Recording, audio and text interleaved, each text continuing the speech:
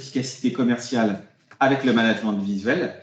Donc pour ma part, je suis Fabien Grimaud, chef de projet études marketing et veille stratégique à la CCI de Maine-et-Loire.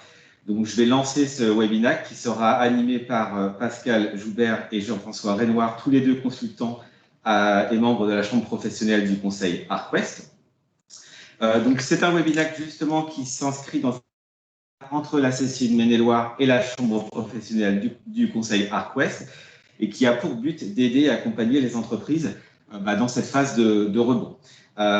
Donc, on est dans un cycle annuel de webinaires, c'est la saison 2, dont le thème de fond est le développement commercial, avec un programme qui va courir jusqu'à fin juin. C'est donc le 3e webinaire de l'année et du coup, il y en aura donc encore 3 à suivre. Quelques petites règles classiques, je pense que vous avez l'habitude sur les webinaires. Donc, merci de laisser couper vos micros et vos caméras pour libérer de la bande passante. Donc, pour rappel, la session va être enregistrée alors uniquement sur la partie déroulée de présentation, puisque une fois la présentation faite, il y aura une session de questions-réponses. Et cette session de questions-réponses ne sera par contre pas enregistrée. Pour ceux qui posent souvent la question, le PowerPoint il vous sera également adressé par courriel et il sera déposé sur les sites de la CCI et sur celui aussi de la chambre professionnelle du conseil ArtQuest. Donc on va pouvoir commencer. Donc pour les questions, vous pourrez donc poser vos questions dans la fenêtre de chat et on les prendra une fois l'animation.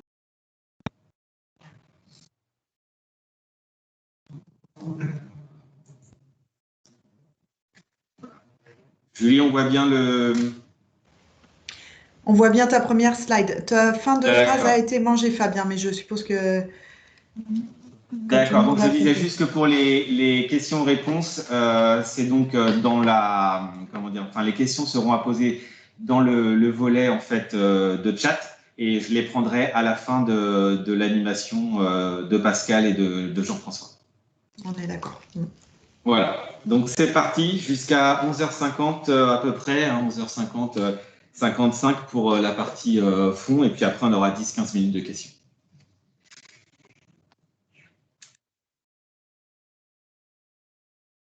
Bien, merci Fabien. Donc moi je suis Jean-François Renoir. Alors la photo, elle est présentée sans masque. Pour les besoins de l'animation, nous allons garder nos masques si vous le voulez bien. J'espère que tout le monde nous entend bien. Avant de passer dans le vif et le détail du sujet, déjà il faut qu'on se pose la question et on va faire un parallèle et un point de jonction entre la performance opérationnelle, enfin l'excellence opérationnelle et la performance commerciale. La performance commerciale, on a synthétisé assez simplement les étapes de la vente, qui ne sont pas toutes celles que vous allez reconnaître ou retrouver dans tout bon manuel du parfait vendeur, mais on a essayé de synthétiser pour montrer un peu le cycle à dérouler pour arriver à une commande, puisqu'une vente, l'objectif est bien de nous emmener à une commande. On parle souvent de résultats quand on fait du management, mais ce qui est important, c'est de se poser la question, est-ce qu'il est plus performant de piloter le résultat ou de piloter l'effort et d'accompagner l'effort pour être sûr de pouvoir arriver au résultat? Donc ça, c'est la question qu'on va aborder et on va voir comment on va pouvoir gérer cela avec un management plus visuel et plus collaboratif. Mais je pense qu'en préambule, Pascal, toi qui es plus spécialiste de la performance de production, est-ce que tu peux nous repositionner l'excellence opérationnelle? Qu'est-ce que c'est? Ok. Donc bonjour, Pascal Joubert, effectivement. Donc, on va commencer simple, mais juste pour démystifier un peu ou rappeler un peu ces fondamentaux de l'excellence opérationnelle, quel que soit d'ailleurs le processus. Voilà. Pour s'améliorer, il faut se mesurer. Voilà, ça c'est un dicton. Savoir d'où on part et où on va, il faut de la mesure. Pour mesurer, il faut bien comprendre ce que l'on fait. Et pour bien comprendre, il faut bien le décrire, bien le formaliser et qu'il y ait une compréhension commune de toute l'équipe sur ce qui se passe. Et puis, l'excellence opérationnelle et ce qu'on appelle l'amélioration continue des performances va se nourrir de tout ça. Mesure, comprendre, décrire. Voilà. Et puis, pour rappeler un peu le dicton, voilà, ce que l'on qu'on soit bien, s'énonce clairement, voilà, et les mots pour le dire arrivent aisément, mais ça commence par ce biais-là. Et pour aller vers le management visuel, quand on parle d'un système d'information dans une entreprise qui sert à piloter, à prendre des décisions, voilà, quand on voit système, on pense naturellement à système informatique, au numérique, au digital, et tout ce qu'on entend aujourd'hui sur l'entreprise 4.0 nous force à beaucoup penser à ce côté-là, et c'est sûr qu'il y en a déjà aujourd'hui et il y en aura de plus en plus demain. Mais le management visuel, n'oublions pas, va aussi être pertinent et complémentaire pour avoir un travail collectif efficace. Voilà, on veut de la performance individuelle et surtout collective. Nous, humains, on a besoin de communiquer, voilà, oralement, par écrit, et puis on a besoin d'une animation dans l'entreprise par de rituels qui va permettre de scanner le temps pour, in fine, voilà, nous aider tout ça à prendre les bonnes décisions. C'est ça qui est important. Voilà, pour la petite anecdote, j'ai mis à gauche voilà, que les machines aujourd'hui sont capables de traiter des millions de milliards d'opérations par seconde. Nous, humains, on n'a pas besoin de ça et on ne peut pas faire ça. Donc, il nous faut bien synthétiser, échanger et partager. Donc, voilà. Donc, on va jouer sur ces deux notions-là. Et ces raisons d'être, effectivement, pour développer l'autonomie, l'agilité, et l'autonomie, on en a de plus en plus besoin actuellement par les temps qui courent. Voilà. Le management visuel, c'est ça. Être capable à tout niveau de l'entreprise d'avoir un certain niveau de décision, bien sûr, hein, sans en référer forcément à une autorité supérieure. Donc, avoir une délégation de l'autonomie, accroître la cohésion des équipes et la collaboration interfonction, puisque les problématiques ou les décisions se prennent souvent en interfonction. Avoir effectivement une bonne information partagée, et donc il faut la structurer auprès des équipes. Avoir un minimum, enfin quand on dit minimum, effectivement, il faut du reporting, on a besoin de ça, mais le juste nécessaire pour nous aider à décider. Comme vous le savez, trop d'infos tue l'information, donc il faut aller à... Et puis être capable aussi, le management visuel va nous y aider à détecter les problèmes, les identifier au plus tôt, pour bien sûr les résoudre efficacement et qu'ils ne reviennent pas. Et tenir compte des retours d'expérience, apprendre, servons-nous des problèmes ou de leur résolution comme une opportunité pour apprendre individuellement et collectivement. Donc voilà ce que ça va nous apporter, que ce management visuel au plus près du terrain. Alors la tactique, voilà, si on a un indicateur que l'on veut voir progresser, quel que soit cet indicateur, voilà, et qu'on veut améliorer durablement, hein, le terme durable est important, hein, que ça tienne dans le temps, il faut maîtriser la situation. Et avant de maîtriser, il faut la comprendre. Pourquoi ça bouge, pourquoi il y a des variations, etc. Donc ça aussi, ça peut être un piège de vouloir aller directement, on va dire, à l'étape 3. Voilà. C'est-à-dire que ce qu'on veut effectivement, c'est améliorer les choses. Est-ce qu'on les maîtrise bien? C'est la question à se poser. Et est-ce qu'on les a bien tous compris de façon factuelle et partagée? Donc là aussi, la tactique, elle est comme ça. C'est d'abord bien comprendre les choses pour les maîtriser et pour les améliorer. Donc, je vais te laisser reprendre la main. Alors justement, si on reprend ce fonctionnement, tu as dit que pour s'améliorer, c'était le principal axe, c'était de se mesurer. Donc si on reprend le fonctionnement de notre process commercial, pour se mesurer, il faut mettre des chiffres qui vont pouvoir imager l'effort qu'il faut maintenir pour arriver au résultat qui est la prise de commande. Donc si on regarde un peu le déroulé, on pourrait prendre des chiffres empiriques qui sont propres à chaque entreprise, à chaque activité, à chaque marché, en fait. Et là, pour l'image, on a mis quelques compteurs.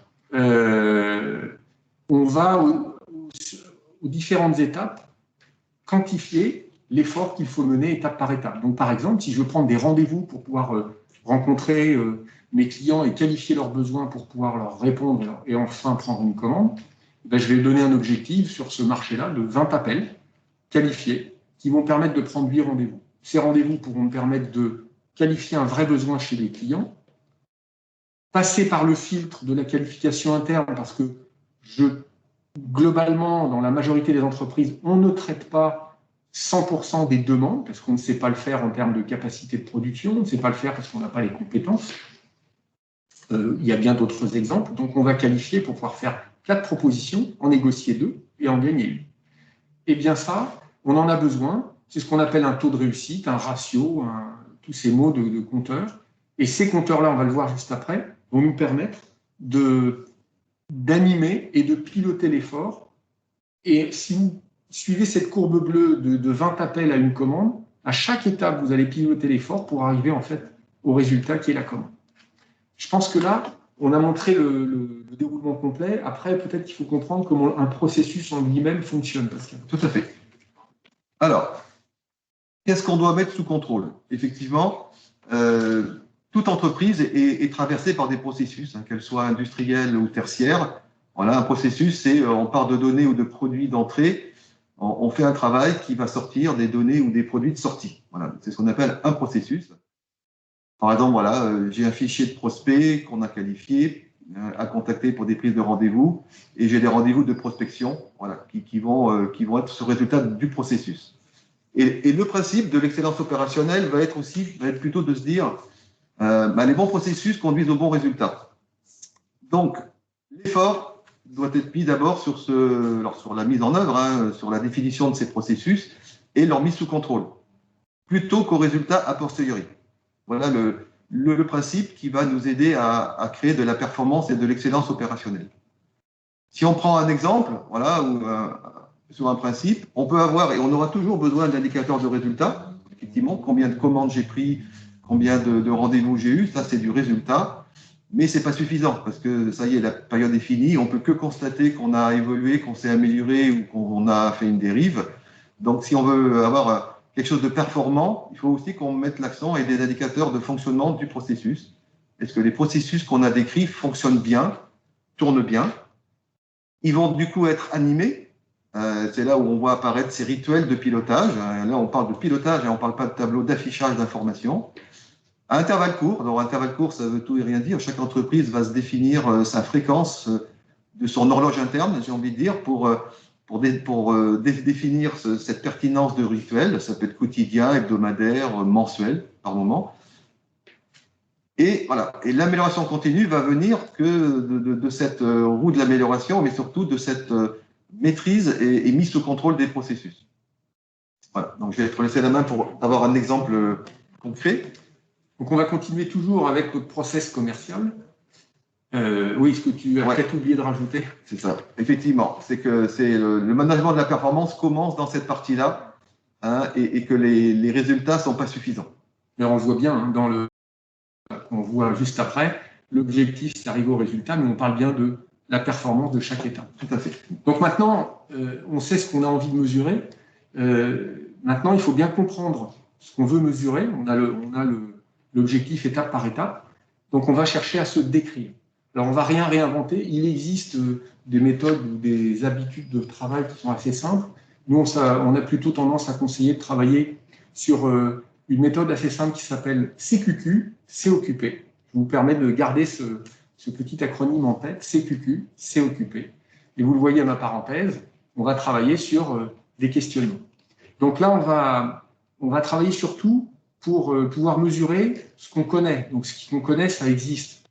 Et on dit souvent qu'on ne peut pas mesurer ce qui n'existe pas. Donc on va chercher bien à détailler ce qu'on veut faire pour bien pouvoir le piloter. Donc dans ce cas-là, la méthode, la fameuse CQQ, c'est occupé, comment on va pouvoir la détailler? Donc on va prendre une action. Là, j'ai ma première étape de ma première mission commerciale. Bien avant, il y a tout ce qui est en amont, la conception produit, l'étude marketing, le ciblage, etc. Mais là, je travaille sur la prise de rendez-vous. Et donc, je vais me poser des questions et je vais fort. Donc là, dans l'occurrence, on reprend notre chiffre de 20 rendez-vous, de 20 appels à passer. Par qui? L'acteur commercial sédentaire. Comment? Eh bien évidemment, je vais travailler sur une base de données où, là, je vais pouvoir dire, je vais travailler sur telle zone géographique, par exemple le Maine-et-Loire, quand semaine numéro 1, et pourquoi. Donc là, on a un effort de 20 pour fournir un résultat de 8 rendez-vous physiques. C'est assez simple, mais c'est volontaire, ça vous pousse à bien décrire ce qu'il faut faire dans ce process. Une fois que j'ai décrit ce process, je vais pouvoir le mettre en mouvement. Là, je n'ai fait que donner un objectif de déroulement. Et ce mouvement, en fait, vous l'avez vu tout au long des présentations, cette petite roue PDCA, qui en fait qui vient d'un théoricien qui avait mis ça en œuvre pour l'industrie, je crois, hein, sur la roue de l'amélioration continue. C'est je planifie ce que je dois faire, je déroule ce que j'ai planifié, et une fois que je l'ai déroulé, je vais mesurer et valider que j'ai bien travaillé, et surtout, on va pouvoir célébrer nos petites victoires, parce que c'est important, mais on va surtout aller voir les écarts et les dérives pour pouvoir apprendre de ces dérives, analyser, pour pouvoir relancer la deuxième étape qui va faire que je vais arriver à mon résultat de manière itérative, étape par étape. Donc cette roue, on va l'utiliser et on revient, une fois qu'on a décrit ce que l'on a fait, comment je vais suivre mon action. Donc je reprends le même tableau qui est de dire, ben voilà, j'ai mes étapes. Dans mes étapes, la planification a été faite, je fais le déroulement, donc là c'est de l'action opérationnelle, donc j'ai peu de choses à faire que de relever mon résultat, mais ce qui est très important au-delà de ce que j'ai atteint par rapport à l'effort que j'avais défini, c'est de pouvoir aller travailler sur le contrôle, quelles ont été mes difficultés, mes dérives, et apprendre pour modifier mon étape suivante. Ce qui va me permettre donc de travailler sur la suite de mes process et d'aligner mes ressources. Et là, Pascal, je pense que tu peux reprendre. Donc, on revient sur le pilotage de cet effort et de le rendre le plus visuel possible.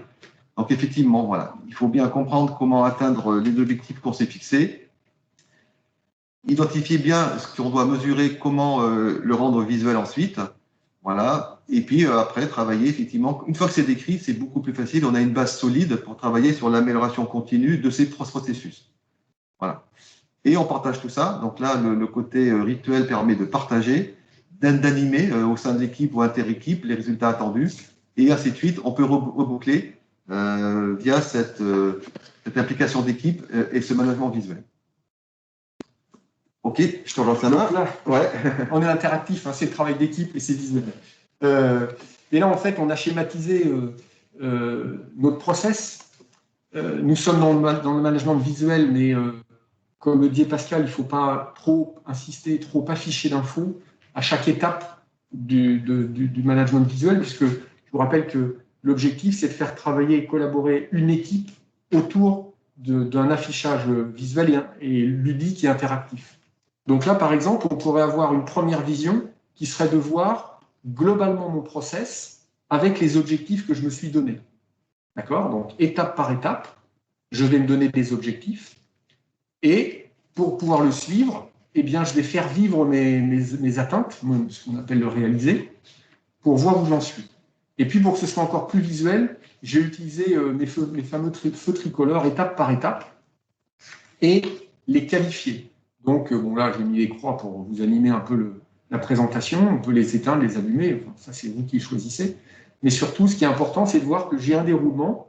Et là, on peut se rendre compte qu'on n'a peut-être pas passé assez d'appels téléphoniques, mais on se rend compte à la fin qu'on a bien pris une commande. Donc, il faut qu'on comprenne pourquoi. Et comprendre pourquoi, vous n'allez pas pouvoir le faire sur ce tableau-là, parce que vous allez être avec une vision qui va être trop macroscopique. Donc, là, on va descendre d'un cran dans l'analyse, parce qu'en fait, éventuellement, ce ne sont pas les mêmes personnes dans le process qui gèrent l'étape rouge, l'étape vert, violette, bleu, orange. On va aller descendre en détail pour comprendre. Descendre en détail, c'est prendre un process avec ma fameuse question CQQ, c'est occupé. Je vais le détailler et je vais comprendre quels sont les éléments que je vais afficher pour faire mes métriques. Donc, je reprends mon objectif. Je vais suivre ce que j'ai réalisé. Donc là, déjà, on a déjà un décalage. Et là, je vais analyser. Donc, j'ai mon feu tricolore qui est en feu orange, donc un petit peu mieux faire, on va dire. Et je vais analyser pour comprendre. Et là, je me rends compte, avec l'équipe, on va écrire rapidement, mais on se dit, bah ouais, l'annuaire, il n'est pas bon. J'ai des adresses obsolètes, je passe beaucoup plus d'appels pour pouvoir aboutir à un appel pour qualifier. Donc, ça ne va pas, je perds du temps. Donc, quand on perd du temps, on se rend bien compte qu'on ne va pas pouvoir faire nos 20 appels aboutis.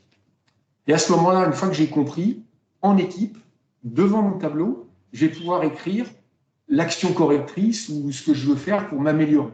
Et là, je vais apprendre de mon premier contrôle Et on va se dire, bon, on va améliorer la segmentation des suspects dans la base de données, et puis surtout, on va la remettre à jour pour vérifier qu'on a bien les bonnes adresses.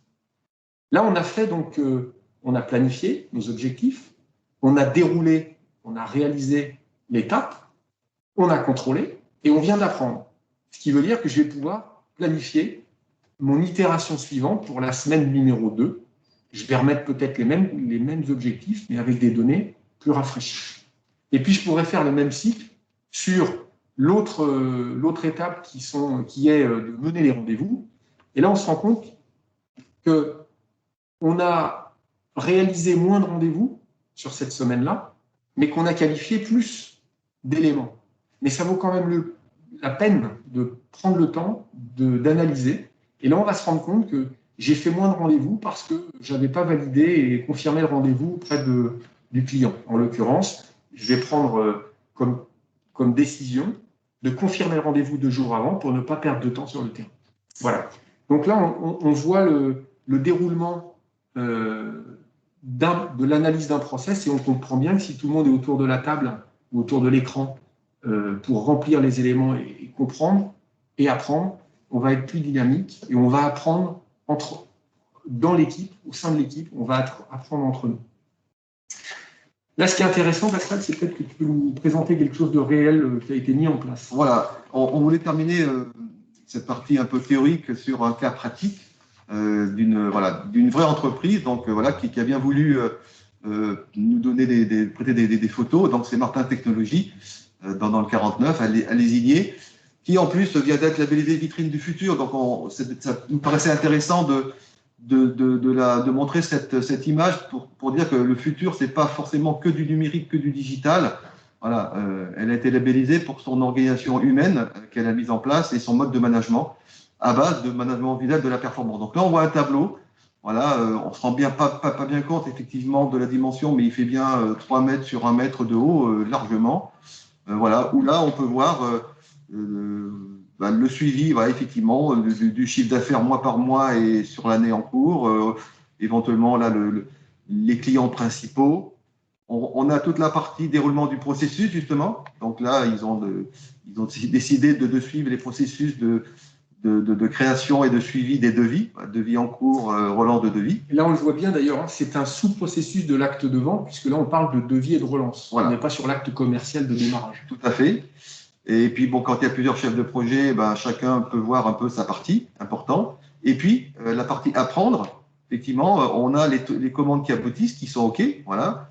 Et celles qui ne sont pas OK, mais les non OK, très vite, il faut savoir pourquoi. Donc, il y a eu un classement par famille de causes qui permet, lors des animations, de comprendre pourquoi, ce qui s'est passé et qu'est-ce qu'on peut faire pour améliorer les choses. Donc là, voilà, on est typiquement sur la route de l'amélioration. Et là, je compléterai, parce qu'on a eu la chance de rencontrer cette équipe qui gère la partie devis. C'est très dynamique. Quand il y a un devis qui est réalisé, il se lève, il prend le post-it, il le bouge de case. Voilà. C'est vraiment la méthode très agile d'animation de l'entreprise. Tout à fait. Voilà. OK, alors, on voulait, un petit peu en synthèse, parler de qu'est-ce qu'il faut mettre en œuvre, faut être mis en œuvre. Donc c'est sûr, il faut commencer par identifier et décrire ces processus. Alors simplement, le plus simplement possible, et avec ceux qui sont censés les mettre en œuvre, important, donc les utilisateurs, les collaborateurs, les salariés. Donc là aussi, gros travail d'équipe, de mise à plat et de mise en forme. De ne pas chercher la perfection, donc ça aussi dans l'excellence opérationnelle, il y a cette tactique des petits pas, mais de façon soutenue. Voilà, il vaut mieux avancer doucement, mais régulièrement, pour améliorer ces processus petit à petit. Et puis, pardon, je te dis, parce que c'est à ce moment-là qu'on parle de rituel aussi, pour pouvoir construire, se donner de s'imposer, entre guillemets, des points de rendez-vous, qui peuvent être le lundi, qui peuvent être tous les 2 jours. Mais tout à fait. Important. Voilà. S'améliorer fait partie du boulot aussi, hein. C'est pas quelque chose qu'on fait en dehors. Voilà, il faut le faire rentrer progressivement dans la culture de l'entreprise. Et puis, pareil, on ne cherche pas la perfection, on n'a pas forcément bon du premier coup. Donc, il y a un côté maquettage, test, qui est important avec cette notion de on apprend encore mieux quand on fait les choses et on voit mieux les potentiels d'amélioration quand on fait les choses. Donc, passer par du maquettage avec les utilisateurs. Alors, en fait, là, on vous a présenté l'exemple Martin Technologies qui est purement physique, avec des post-it, des gommettes, etc. mais aujourd'hui, depuis un an, on a été accéléré pour passer dans des travails, des collaborations à distance. On le fait depuis longtemps dans le domaine commercial, puisqu'on a beaucoup d'itinérance dans ce métier. Et donc, aujourd'hui, on a la chance d'avoir des offres techniques, des offres technologiques qui nous permettent d'avoir des outils collaboratifs qui vont allier le physique et le distanciel. Donc, il y a des réponses, tu peux passer peut-être sur le suivant, il y a des réponses d'écrans interactifs qui peuvent être même animés à partir d'une équipe physique, mais aussi à partir de smartphones, de tablettes ou de PC. Et donc, il y a vraiment possibilité de conserver l'instantanéité de l'échange, puisque c'est ce qui fait la richesse du management visuel, même à distance. Tout à fait.